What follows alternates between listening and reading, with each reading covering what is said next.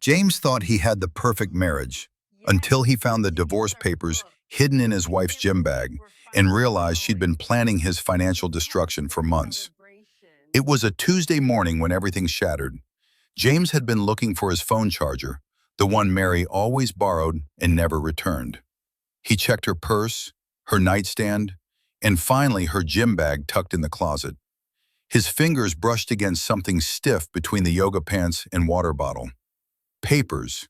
Legal papers. He pulled them out slowly, like diffusing a bomb. Petition for dissolution of marriage. The words blurred as his heart hammered against his ribs. But it wasn't just divorce papers. Clipped behind them was a detailed asset list. Their joint accounts, his business holdings, the investment properties, even his inheritance from his father. Every single thing he owned, itemized like a shopping list. And in the margins, Mary's handwriting. Transfer timeline, before he notices. James sank onto the closet floor, the papers trembling in his hands. They'd been married for 8 years. 8 years of building a life together, or so he thought. He remembered their last conversation that morning, Mary kissing his cheek, asking what he wanted for dinner, reminding him about their couple's massage appointment on Saturday. All of it a performance. All of it lies. But before we continue with this beautiful story, please kindly subscribe to this channel and comment where you are watching from, and also share below, what life or relationship challenge are you facing right now, or what someone you know is going through. Don't forget to like this video as well. All these mean a lot to us. James sat there for 20 minutes, reading every word. The papers were dated 3 weeks ago. 3 weeks of her smiling at him over breakfast. 3 weeks of her curling up next to him in bed. 3 weeks of planning his destruction while pretending everything was fine. What kind of person does that? His phone buzzed. A text from Mary. Don't forget to sign those contractor forms in the study. Love you. The contractor forms. James's stomach dropped. He'd been so busy with work he'd barely glanced at them yesterday. Mary said they were for the kitchen renovation they'd been planning. He sprinted to his study, his hands shaking as he rifled through the papers on his desk. There they were, right where she'd left them. But now he read them carefully. These weren't contractor forms. They were transfer documents for their joint investment account, the one with nearly $400,000. His signature would give her sole control. The papers were designed to look boring, filled with legal jargon about property management and household expenses. If he hadn't found the divorce papers first, he would have signed without thinking. James felt ice water flood his veins. This wasn't just a divorce. This was a calculated heist. How long had she been planning this? How long had she been lying to his face? He pulled out his laptop and started digging. Their joint accounts showed nothing unusual at first glance, but when he looked closer, he saw it. Small transfers, $5,000 here, $3,000 there, always to an account he didn't recognize. Over the past 6 months, Mary had moved nearly $30,000 without him noticing. He'd been so focused on growing his construction business, working 70-hour weeks to secure their future, that he'd missed his wife systematically robbing him. His phone rang. Mary's smiling face filled the screen. James stared at it, his thumb hovering over the answer button. He could confront her right now, demand answers, ask her why. But something stopped him. If he confronted her now, she'd know he found the papers. She'd adapt, change her strategy. He'd lose whatever advantage he had. James declined the call. His mind was racing, but suddenly everything clicked into focus with crystal clarity. If Mary wanted to play games, he could play too. But he needed help. He needed someone who knew how to protect assets from a divorce. He needed a lawyer, and he needed one yesterday. Within 2 hours, James was sitting in a sleek downtown office across from Patricia Chen, one of the best divorce attorneys in the state. She was 50-something, sharp-eyed, and wore an expression that said she'd seen every dirty trick in the book. "Show me everything," Patricia said. James laid out the divorce papers, the transfer documents, the bank statements showing Mary's secret movements. Patricia's expression didn't change as she reviewed each page, but her pen moved rapidly across her legal pad. "Your wife is smart," Patricia finally said. "This is premeditated financial abuse. She's been positioning herself for months. If you'd signed these transfer documents, she could have cleaned out your accounts and filed for divorce the next day. By the time you realize what happened, the money would be long gone." "What can I do?" James's voice cracked. "We have joint accounts, joint properties. She has access to everything." Patricia leaned forward. "How much time do we have before she files?"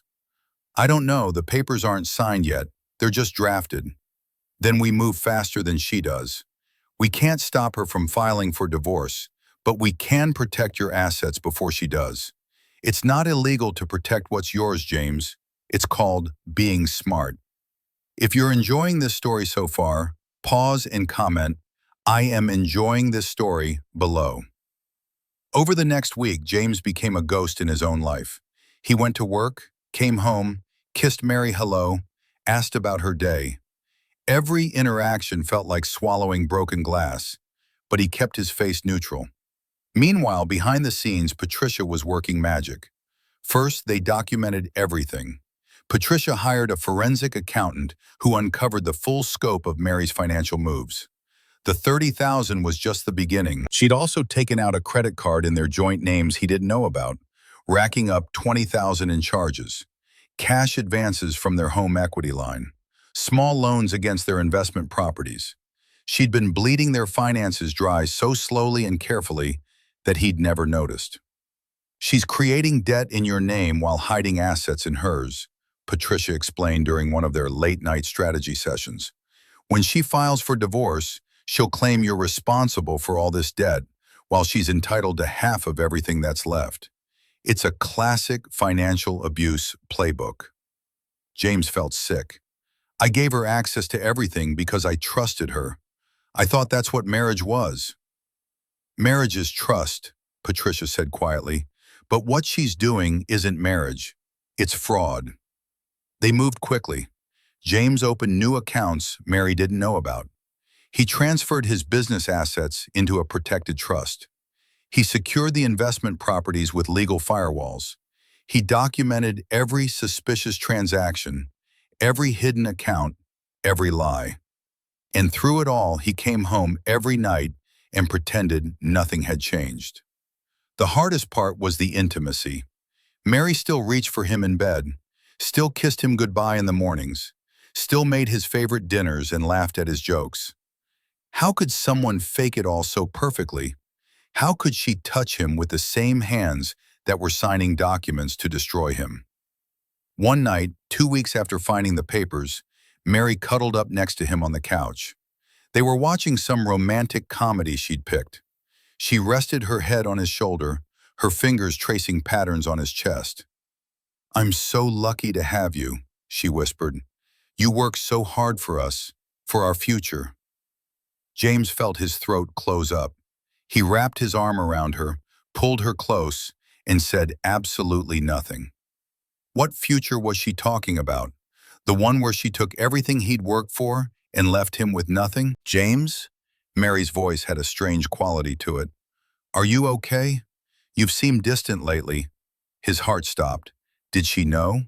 Had he slipped up somehow? "Just work stress," he managed. "The Henderson project is behind schedule. I'm dealing with supplier issues." Mary sat up, her eyes searching his face. For a moment, James saw something flicker there. Guilt? Fear? Calculation? Then she smiled, and it was gone. "You work too hard, baby. You need to relax more.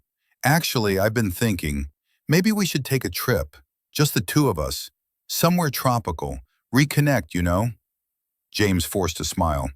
"That sounds perfect. Let me get through this project first." "Of course." Mary kissed his forehead. "I'm going to take a bath. Don't stay up too late." The moment she left the room, James grabbed his phone. A text from Patricia. "Detailed already. Everything is protected. She can't touch anything now. When you're ready to move forward, just say the word." James stared at the message. He had the power now. He could file first, catch Mary completely off guard. He could expose everything she'd done, every lie, every theft. He could destroy her the way she'd planned to destroy him. But something nagged at him, a detail he couldn't quite place. Mary's behavior had changed in subtle ways over the past few days. She was more attentive, more affectionate, and that comment about taking a trip, it felt wrong, like she was testing him somehow. James pulled up his secret monitoring app, another one of Patricia's suggestions. It tracked activity on their joint credit cards and accounts. His blood ran cold. Mary had booked tickets to the Cayman Islands, 2 one-way tickets, departing in 5 days. But there was only one name on the passenger list besides hers: David. David, her co-worker from the marketing firm, the one she'd mentioned casually over the years. "Just a friend," she always said. "We grab lunch sometimes." James's hands shook as he scrolled through more transactions. Hotel reservations, a car rental, a deposit on a beachfront condo. She wasn't just planning to divorce him and take his money. She was planning to run away with another man using his money. The bathroom door opened. Mary emerged in her silk robe, her hair wrapped in a towel, looking like the woman he'd fallen in love with 9 years ago at that coffee shop downtown. "Come to bed," she said softly. "I miss you." James looked at her, really looked at her. This woman who'd shared his bed, his dreams, his life. This woman who was planning to betray him in every way possible. This woman who could still make his heart ache even as she ripped it apart. "I'll be there in a minute," he said. Mary smiled and disappeared into their bedroom. James sat in the dark living room, his phone glowing in his hand. Patricia's message still on the screen. "When you're ready to move forward, just say the word." James took a deep breath. Then he typed, "Tomorrow. We move tomorrow. And I want to file for fraud charges too. She's not getting away with any of it." He hit send. Then he deleted all evidence of the conversation, cleared his browser history, and went to bed next to his wife. One last night of pretending. Tomorrow, everything would change. Mary was already asleep, or pretending to be. James lay there in the darkness, listening to her breathing, and wondered which version of her had ever been real.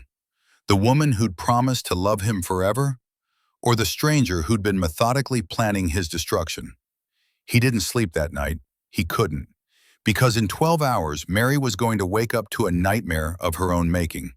And James was going to make sure she faced every single consequence. The next morning, James woke before dawn. He showered quietly, dressed in his best suit, the one he wore to important business meetings, and left the house while Mary was still sleeping. He left a note on the kitchen counter. "Early meeting with investors. Don't wait up for dinner. Love you." Even now, even knowing everything, the lies came easily. Maybe Mary had taught him that. James was in his lawyer's office at 7 in the morning when Mary woke up. By 8, the papers were filed. By 9, their joint accounts were frozen. By 10, Mary's secret accounts were frozen too, thanks to Patricia's emergency fraud petition. By 11, James was back at work, sitting in a project meeting, pretending his entire life hadn't just detonated. His phone started buzzing around noon. 17 missed calls from Mary, 32 text messages that escalated from confused to angry to panicked. He didn't read any of them. Patricia had been clear: no contact, no communication, everything goes through attorneys now. But at 2 in the afternoon, Mary showed up at his construction site. James was reviewing blueprints with his foreman when he saw her car screech into the parking lot. She got out like a storm system, her face flushed, her eyes wild. Several of his workers stopped what they were doing to watch. "James," her voice cracked across the site, "what the hell did you do?" He set down the blueprints carefully, his heart hammering but his face calm. This was it, the moment of truth. He walked toward her slowly, aware of all the eyes watching them. "I protected myself," he said quietly. "That's what I did." "Protected yourself?" Mary's laugh was shrill. "You froze our accounts. I can't access anything. My cards were declined at the grocery store. Do you have any idea how humiliating? How humiliating? James's voice dropped to a whisper, but it cut like a blade. You want to talk to me about humiliation, Mary? Really? Something flickered in her eyes. Fear, maybe, or recognition that she'd been caught. I don't know what you think is happening, she said, her voice shifting to something softer, more reasonable. But this is crazy. We can talk about this at home. Whatever's going on, we can fix it together. Together. James tasted the word like poison. Like how we were going to fix things together in the Cayman Islands? Oh wait, that was you and David. My mistake. The blood drained from Mary's face. How did you? She stopped herself, but it was too late. How did I know? James pulled out his phone, showed her the screenshots Patricia had helped him compile. Flight records, hotel reservations, bank transfers, all of it. You really thought I wouldn't find out? You thought you could steal hundreds of thousands of dollars, file for divorce, and run away with your boyfriend, and I just let it happen? If you're enjoying this story so far, pause and comment, I am enjoying this story, below. Mary's expression cycled through shock, panic, and then something harder. Something calculating. You're twisting everything. David and I are just friends. That trip it was a work conference. And those transfers were for household expenses. You were never around, James. I was managing everything alone. Household expenses to a secret account? Divorce papers you hid in your gym bag? Transfer documents you disguised as contractor forms? James's voice was shaking now. I almost signed those papers, Mary. I almost gave you everything without even knowing it. How long were you planning this? How long have you been lying to my face? Tears spilled down Mary's cheeks, and for a second, James felt his resolve waver. This was the woman he'd loved, the woman he'd built a life with. But then he remembered the cold calculation in those hidden papers, the systematic way she'd been stealing from him, the plane tickets with another man's name. I want a divorce, Mary said, her voice breaking. That part is true. We haven't been happy for years, James. You know that. You're married to your business, not to me. I wanted to make sure I'd be okay after. Is that so wrong? You weren't trying to be okay, Mary. You were trying to destroy me. There's a difference. I never tried to destroy you. Her voice rose again. I just wanted what I deserved. I supported you for years while you built that business. I gave up my own career to be there for you. That money is as much mine as it is yours. Then why did you hide it? Why the secret accounts? Why the fake documents? Why David? James stepped closer. If you wanted a fair divorce, you could have just asked. But you didn't want fair, did you? You wanted everything. Mary's tears stopped as quickly as they'd started. Her expression hardened into something James had never seen before. Something ugly and raw. You know what your problem is, James? You think you're the victim here. Poor James, working so hard, providing for his family. But you were never there. Not really.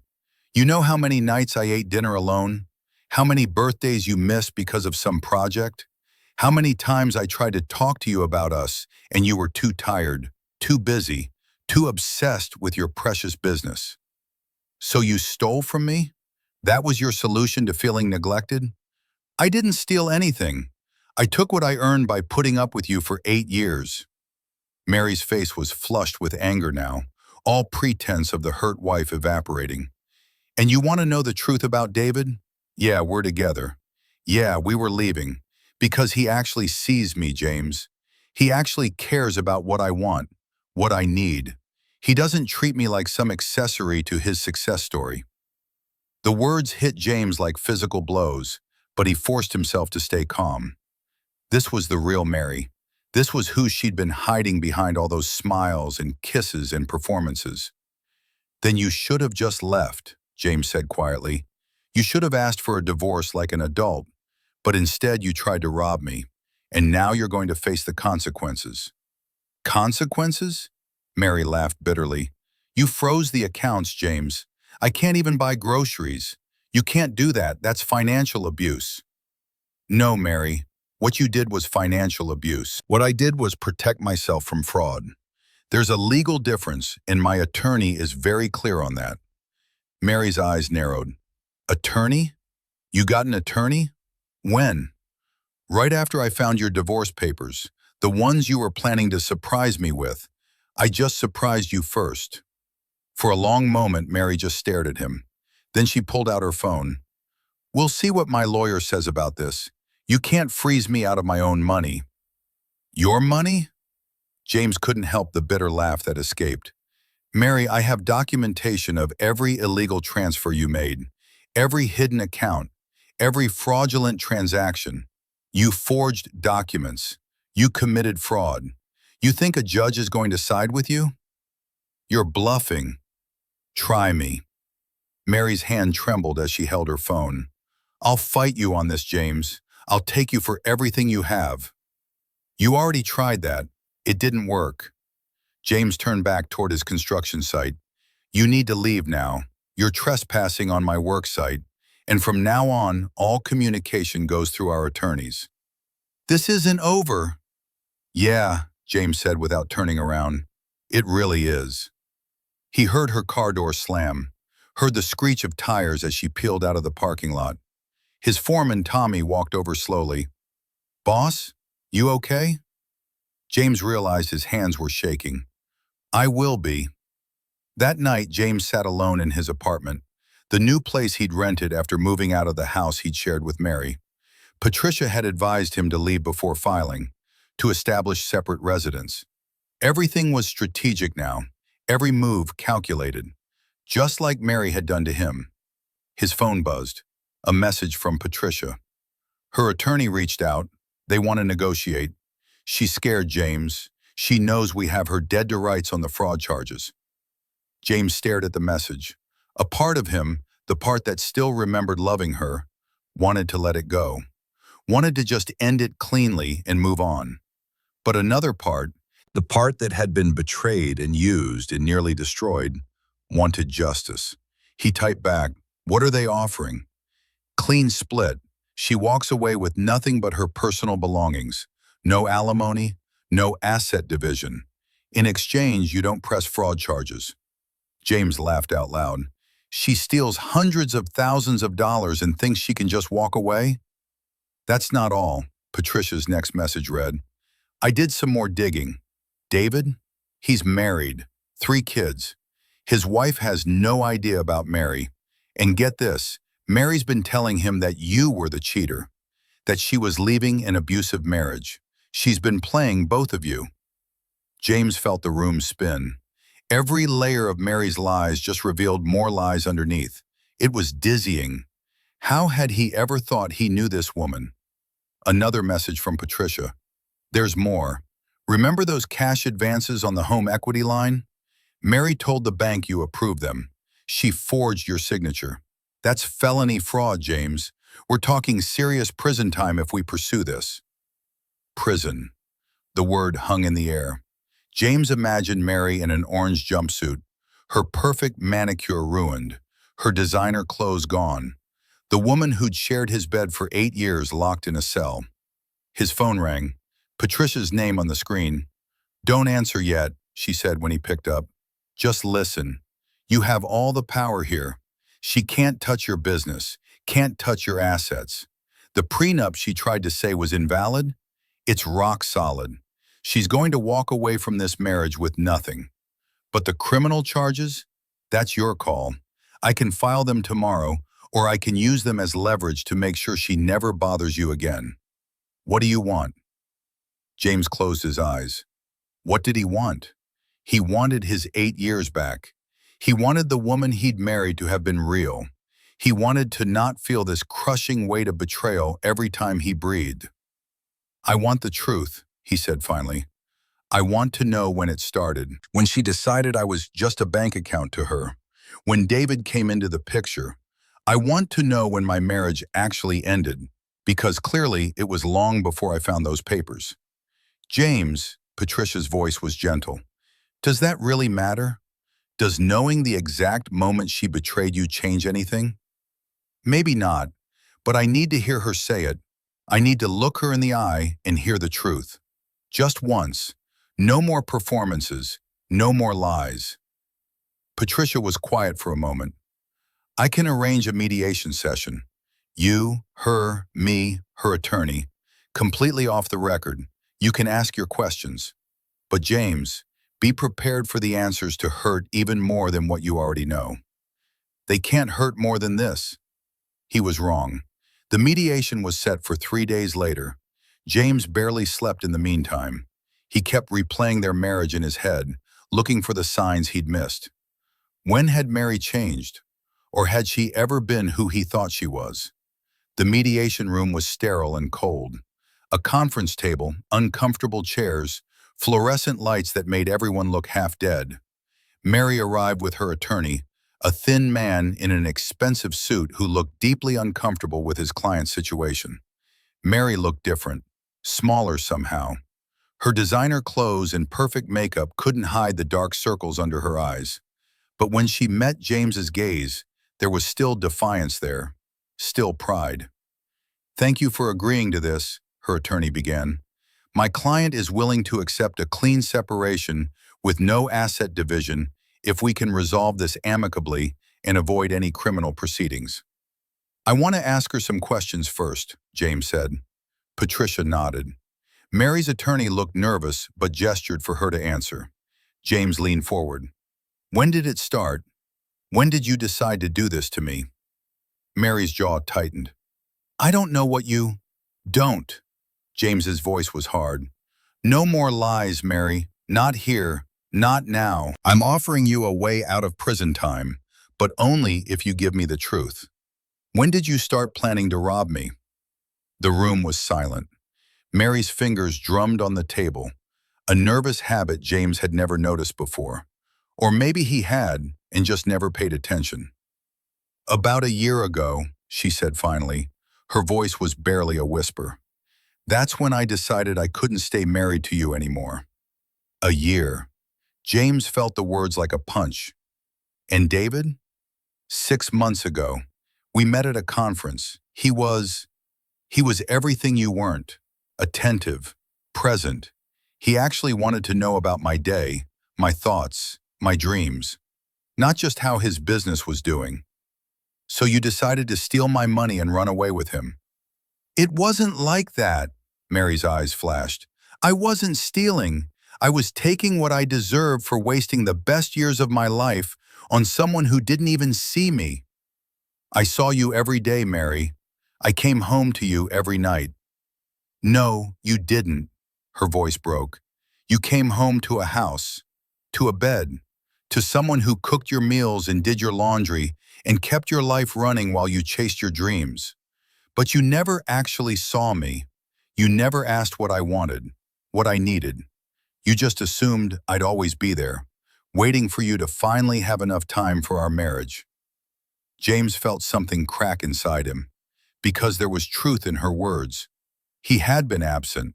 He had prioritized his business over his wife, but that didn't excuse what she'd done. "That still doesn't explain the fraud," he said. "The forged suggestions, the hidden accounts, the systematic theft. If you wanted a divorce, you could have just asked for one." Mary looked down at her hands. When she spoke again, her voice was different, colder. "Because I knew you'd fight me for every penny. I knew you'd make it impossible. And I wanted to make sure I had enough to start over. Enough to be free." "Free?" James laughed bitterly. "You committed multiple felonies, Mary. You're not free. You're one phone call away from being arrested." Her attorney shifted uncomfortably. "Mr. Hayes, I think we should focus on the settlement." "I'm not done." James's eyes stayed locked on Mary.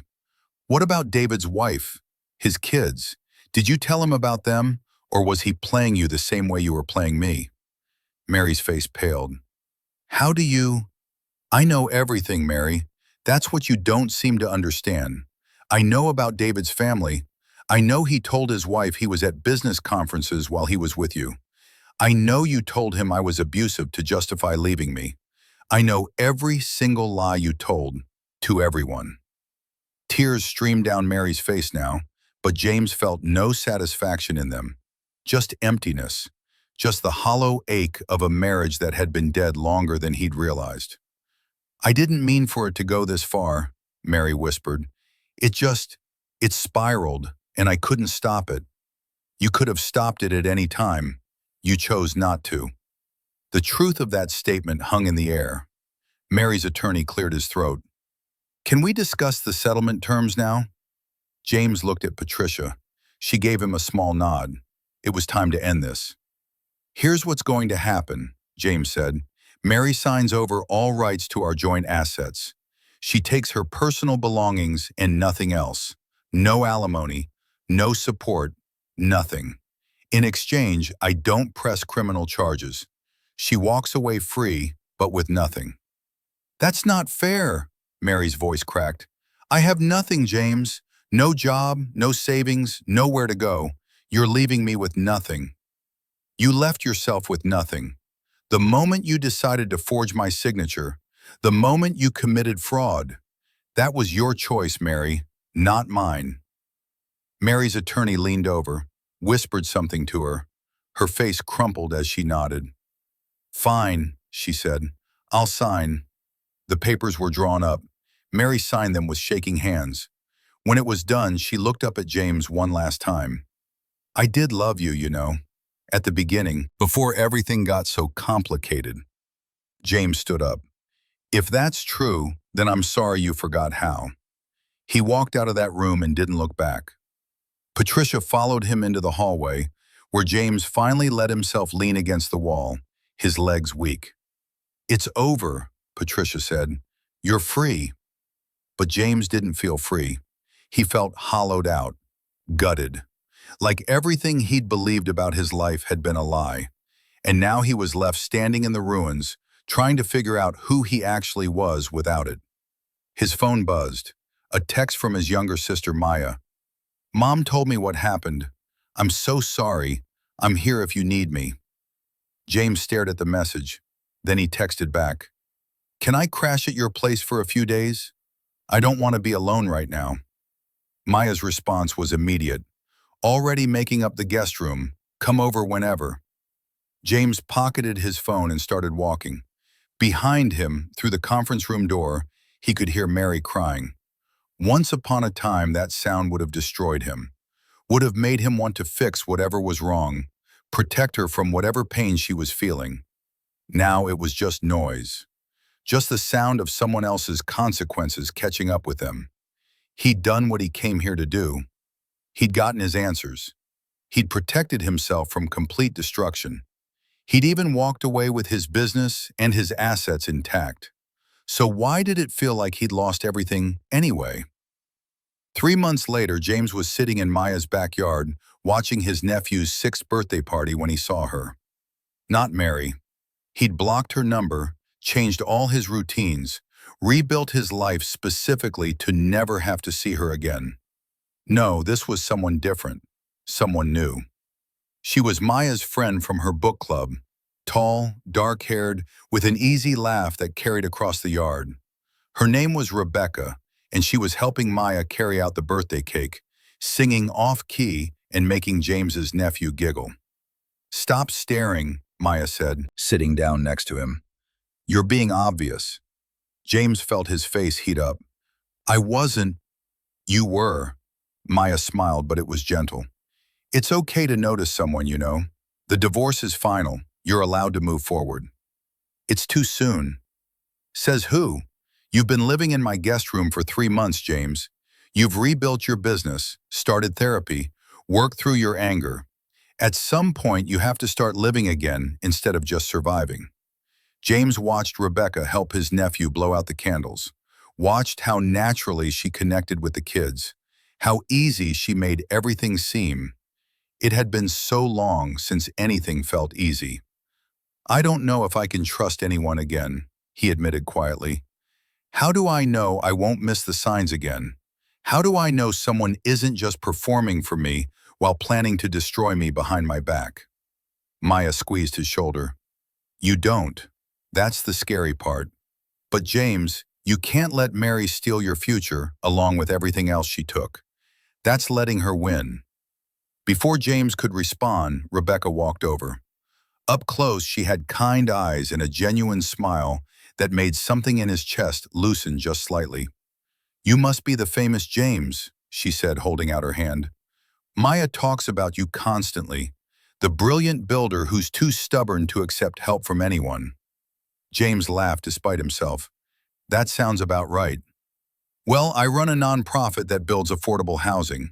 We're always looking for contractors who give a damn about the work and not just the profit margin.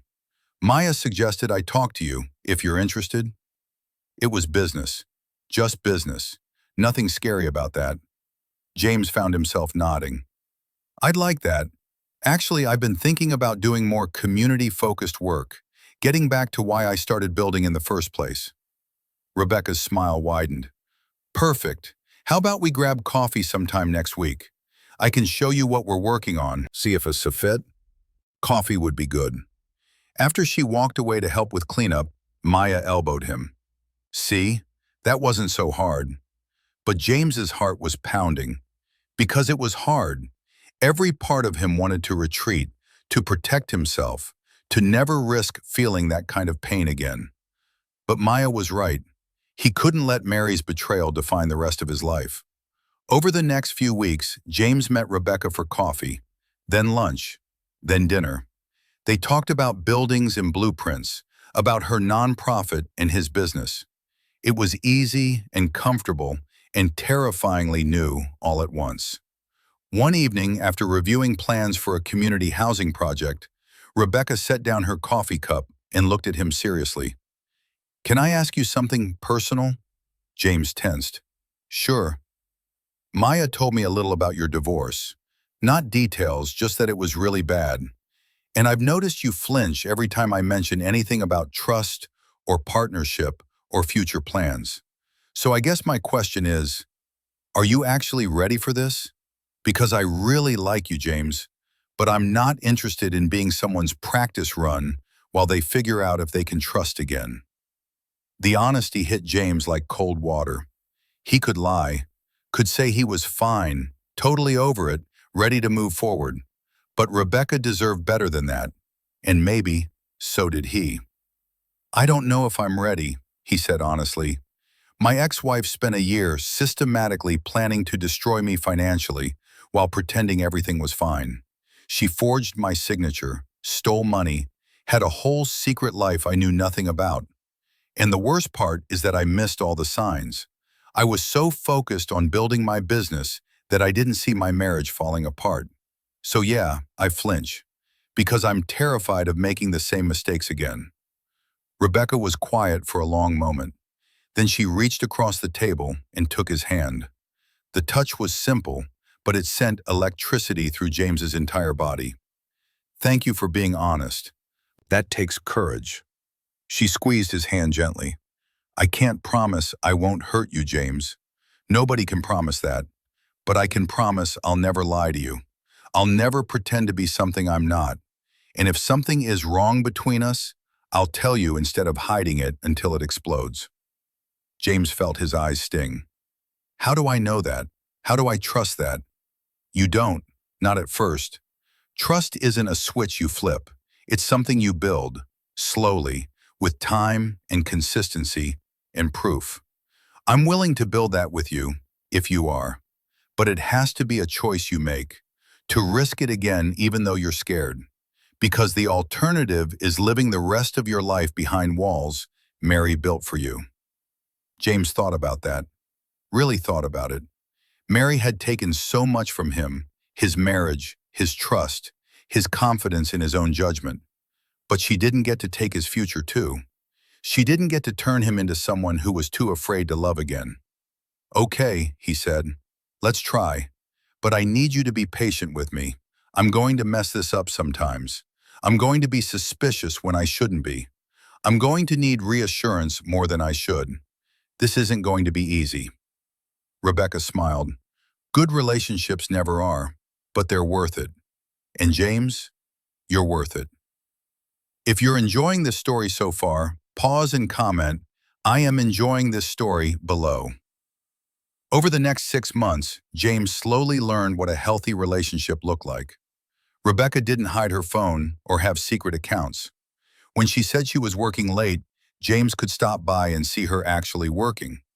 When she was upset about something, she talked about it instead of letting it fester. When James struggled with trust issues, she didn't get defensive. She talked him through it, showed him proof when he needed it, and never made him feel crazy for being cautious. It was different than anything he'd had with Mary. Quieter, more honest, less performance and more partnership. And slowly, James felt the walls around his heart start to crumble. There were hard days too. Days when James would catch himself watching Rebecca's face for signs of deception. Days when he'd check their bank statements obsessively, looking for transfers that weren't there. Days when the trauma of what Mary had done would crash over him like a wave, leaving him gasping and afraid. But Rebecca never wavered. She gave him space when he needed it. She provided reassurance when he asked for it. She never made him feel like his fears were unreasonable, even when they were. And most importantly, she kept showing up, day after day, proving through her actions that not everyone was like Mary. James's therapist, Dr. Martinez, had warned him this would be the hardest part. Healing isn't linear, she'd said during one of their sessions. You'll have good days and bad days. Days when you feel like you've moved on completely, and days when the betrayal feels fresh all over again. That's normal. That's part of the process. How long does it take? James had asked. Until I stop looking over my shoulder? Until I can trust someone without constantly waiting for them to betray me? Dr. Martinez had smiled gently. There's no timeline, James. But what I can tell you is that every day you choose to be vulnerable again, every day you choose connection over protection, you're healing. You're taking your power back from what Mary did to you. One night, almost a year after his divorce was finalized, James and Rebecca were having dinner at her apartment when his phone buzzed. A number he didn't recognize. He almost ignored it, but something made him check. The message was from Mary. I know you probably don't want to hear from me, but I wanted you to know I'm in therapy, working through my issues. I'm sorry for what I did to you. I know sorry doesn't fix it, but I needed to say it anyway. I hope you're doing well. You deserved better than what I gave you. James stared at the message for a long moment. Rebecca noticed his expression change. Everything okay? James showed her the message. Rebecca read it carefully. How do you feel about that? She asked. I don't know. Part of me wants to ignore it. Part of me wants to tell her it's too little, too late. Part of me is glad she's getting help. Part of me doesn't believe a word of it. Do any part of you want to respond? James thought about it. Did he? What would he even say? Mary had destroyed everything they'd built together. She'd betrayed him in ways he was still processing with his own therapist. But holding on to anger was exhausting, and he was so tired of carrying it. He typed carefully, I appreciate you telling me. I hope therapy helps you. I've moved on with my life, and I need you to respect that by not contacting me again. I wish you well, but our chapter is closed. He showed Rebecca before sending it. She nodded. That's good. Firm but not cruel. You're setting a boundary while still acknowledging her effort. James hit send, then blocked the number. It felt final in a way the divorce papers hadn't, like he was finally closing that chapter of his life for good. How did I get so lucky to find you? James asked Rebecca. She laughed. You didn't find me. Maya literally forced us into the same space and refused to let you hide anymore. But I'm glad she did. Me too. James reached across the table and took her hand. I know I'm not always easy to be with. I know my baggage from Mary still affects us sometimes. But I want you to know, I'm working on it. I'm getting better. And you make me want to be better. Rebecca's eyes softened. James, you're not broken. You're healing. There's a difference. And I don't need you to be perfect. I just need you to be honest with me, to keep trying, to keep choosing us even when it's scary. That's all I've ever asked. 2 years after finding those divorce papers in Mary's gym bag, James stood in his rebuilt office. The construction company had tripled in size thanks to his partnership with Rebecca's nonprofit, and looked at his reflection in the window. He barely recognized the man staring back at him. This James was stronger, wiser, more careful, yes, but not broken. He'd survived the worst betrayal he could imagine and come out the other side.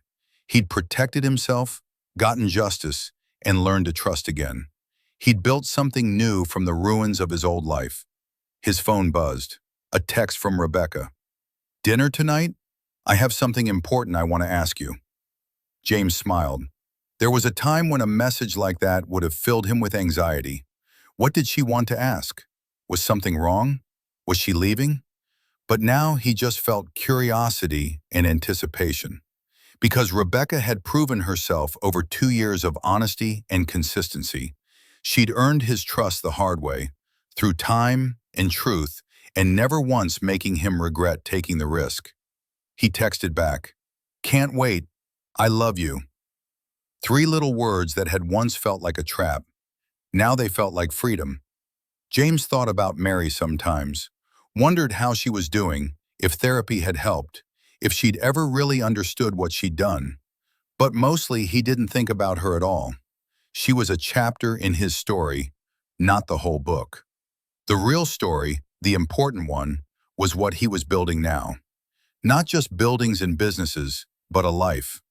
A real life, with real trust, and real love that didn't require performance or pretense. Patricia had called him a few months back, asked how he was doing. "You know what the best revenge is?" she'd said. "Living well, building something better, proving that what they did to you didn't define you." James had laughed. "Is that legal advice or life advice?" "Both. It's the only kind I give." That night, over dinner, Rebecca reached across the table and took his hand. "So, remember how I said I had something important to ask you?" James's heart jumped, but not with fear, with hope. "I'm listening. I got offered a project in Portland. It's huge, a full community development, dozens of affordable housing units, exactly the kind of work we've both been dreaming about. The nonprofit wants to open a branch there, and they want me to run it." James felt his stomach drop. "That's amazing, Rebecca. I'm so proud of you." "I haven't said yes yet, because here's the thing. I don't want to do it without you. I want us to take this leap together, build something incredible together. But I need to know if you're in, really in, not just with me, but with us, with a future that's bigger than protecting yourself from the past." James looked at this woman who'd helped him learn to trust again, who'd been patient with his fears and honest about her feelings, who'd never once made him feel like he was too broken to love. "Yes," he said without hesitation. "I'm in. Let's build something incredible." Rebecca's smile lit up the entire restaurant. "Really? You're sure? Because this is big, James. New city, new start, full partnership, business and personal. That's a lot of trust." "I know, and a couple years ago I couldn't have done it, but you've shown me what real partnership looks like. Not performance, not pretense, just 2 people choosing each other, every day, honestly. So yeah, I'm sure. More sure than I've been about anything in a long time." They moved to Portland 3 months later. The community housing project was challenging and exhausting, and exactly what James needed. He poured himself into it, not because he was running from anything, but because he was building towards something. On the day they broke ground, James stood next to Rebecca, watching the first excavator dig into the earth. This project would house 50 families, 50 fresh starts, 50 chances for people to rebuild their lives. "You know what's funny?" James said. "What's that?" "If Mary hadn't betrayed me, I'd probably still be chasing commercial contracts and bigger profit margins. I'd have never slowed down enough to realize I'd lost myself. In a weird way, her worst act forced me to become someone better." Rebecca squeezed his hand. "That's growth, James. You took something terrible and used it to transform yourself. That's not luck. That's choice." James thought about that word, choice. Mary had made her choices: to lie, to steal, to betray. He couldn't control that, but he could control his own choices. To protect himself, yes, but also to risk again, to trust again, to build again. "I choose this," James said, turning to Rebecca. "I choose us. I choose building instead of destroying. I choose moving forward instead of staying stuck in anger. I choose to believe that not everyone is like Mary, and that love doesn't have to end in betrayal." Rebecca kissed him, right there on the construction site, with the workers cheering and the excavator rumbling and the future stretching out ahead of them like an empty blueprint waiting to be filled with something beautiful. That night, James lay in their new apartment in Portland, Rebecca asleep beside him, and thought about everything that had led him here. The pain of finding those divorce papers, the betrayal, the anger, the long process of rebuilding himself from the inside out, the risk of loving again. It had all been worth it, not because the pain had some grand purpose, but because he'd refused to let it be the end of his story. He'd survived the worst thing he could imagine, and he'd come out the other side stronger, wiser, and capable of loving more deeply than he'd ever thought possible. His phone buzzed one last time, a message from Maya. "Proud of you, little brother. You really did it. You took the worst thing that ever happened to you and turned it into something beautiful. That takes real strength." James smiled in the darkness. "Yeah," he thought, "I really did." He'd suspected his wife was planning a divorce, so he'd quickly moved all his assets to protect himself. 3 weeks later, when Mary tried to execute her plan, she found herself facing the consequences of her own betrayal. But the real story wasn't about revenge or justice. It was about what James had built afterward. He'd protected his assets when Mary tried to destroy him. But more importantly, he'd protected something else: his capacity for trust, for love, for building instead of just defending. He'd chosen not to let betrayal turn him into someone unrecognizable. He'd chosen to keep his heart open, even when it was terrifying. James closed his eyes, Rebecca's hand warm in his, and felt something he hadn't felt in years: peace. Not the peace of forgetting, but the peace of moving forward. The peace of knowing that what happened to him didn't define him. His response to it did. And in that response, James had found something Mary's betrayal could never touch: the strength to trust again, the courage to love again, and the wisdom to know the difference between protecting himself and closing himself off from the world. The construction site would open in 8 months. 50 families would have homes. James and Rebecca would build their life together, brick by brick, choice by choice, day by day. And somewhere in another city, Mary would continue her own journey, whatever that looked like. But James didn't need to know about that anymore. He'd moved on. Really, truly moved on. Not by forgetting what happened, but by refusing to let it be the defining moment of his life. He was James Hayes, builder, survivor, and finally, after everything, he was ready to be one more thing: someone who believed in love again. The journey of James Hayes teaches us profound truths about betrayal, resilience, and the courage to rebuild after devastation. His story isn't just about a man who protected his assets from a scheming spouse. It's a masterclass in how we respond when life delivers its cruelest blows. Let's explore the deeper lessons embedded in this narrative that can transform how we approach trust, self-protection, and healing. Trust must be earned, not assumed. One of James's biggest mistakes was operating under the assumption that marriage automatically equals complete, unquestioned trust. He gave Mary unrestricted access to everything: accounts, documents, decisions, without any safeguards, simply because they were married. This teaches us that trust, even in intimate relationships, should be built on consistent actions over time, not on titles or legal contracts. Real trust comes from watching how someone behaves when they think nobody's watching. It comes from consistency between words and actions. It comes from transparency, not secrecy. James learned the hard way that love doesn't mean abandoning all caution. Healthy relationships include appropriate boundaries, mutual accountability, and open communication about finances and major decisions. Trusting someone completely doesn't mean being naive about human nature or ignoring warning signs. Protect yourself without becoming cynical. James's story shows us the delicate balance between self-protection and cynicism. After discovering Mary's betrayal, he had every reason to never trust anyone again. He could have built walls so high that no one could ever hurt him. Instead, he chose a different path. He protected himself legally and financially while keeping his heart open to the possibility of love. This is the crucial lesson. Protecting yourself doesn't mean shutting yourself off from the world. It means being wise, setting boundaries, doing your due diligence, and watching for red flags, but still choosing vulnerability with people who prove themselves trustworthy.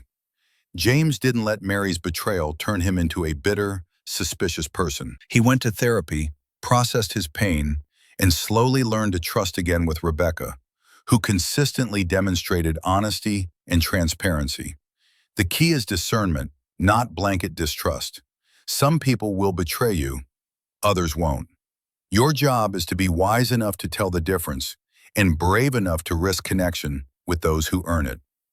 Betrayal reveals character, both theirs and yours. How we respond to betrayal says everything about who we are. Mary's actions revealed her true character: selfish, calculating, dishonest. But James's response revealed his character too. He didn't seek revenge. He didn't destroy Mary just because he could. He protected himself, yes, and ensured she faced legal consequences for fraud, but he didn't pursue criminal charges that would have sent her to prison.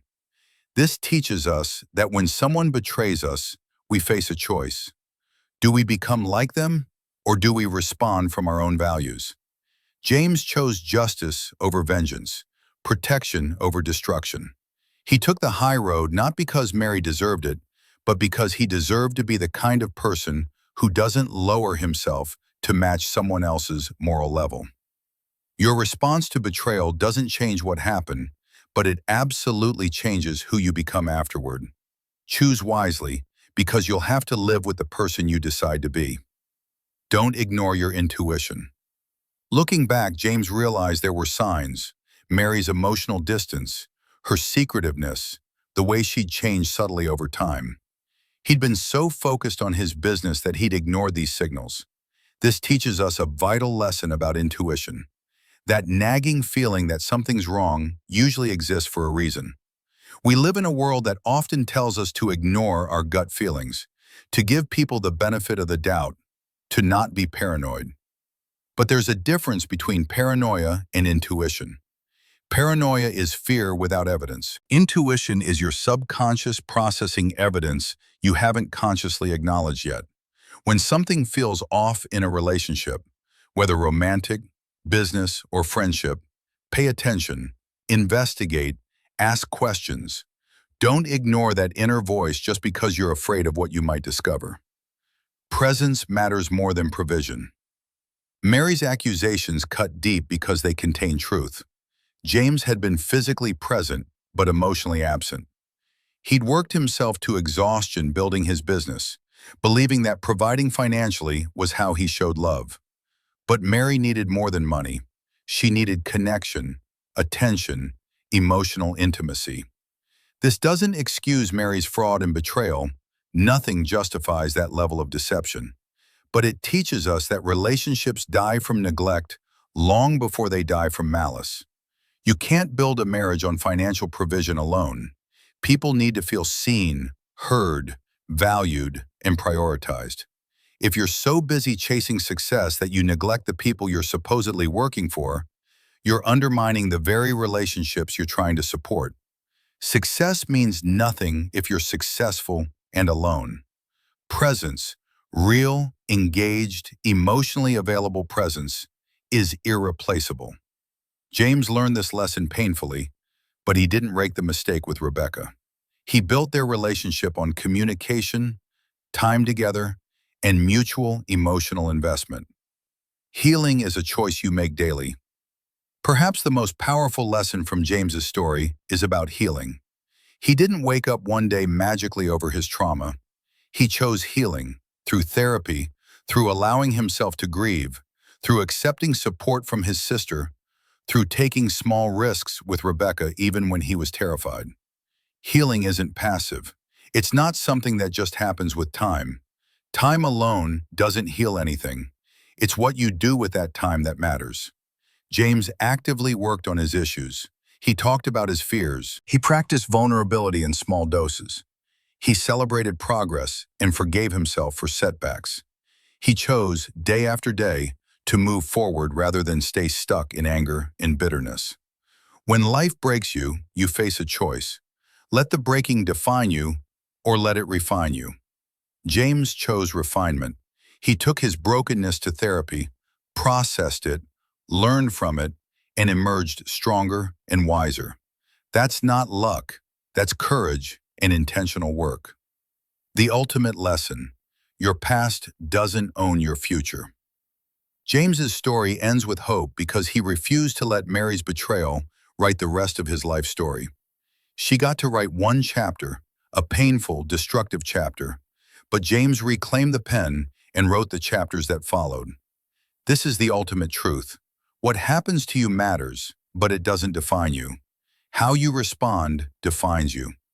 James was betrayed, yes, but he was also resilient, wise, brave, and capable of loving again. He didn't let the worst thing that happened to him become the only thing that mattered about him. Your story isn't over. Whatever betrayal, loss, or pain you've experienced is part of your story, but it's not the whole story. You still have chapters to write. You still have choices to make. You still have the power to build something beautiful from the ruins. James teaches us that surviving betrayal isn't just about protecting your assets or getting justice. It's about protecting your humanity, your capacity for love, your ability to trust again. It's about refusing to become bitter, closed off, or defined by someone else's worst actions. That's the real victory. That's the real strength. And that's a lesson worth remembering when life inevitably breaks your heart.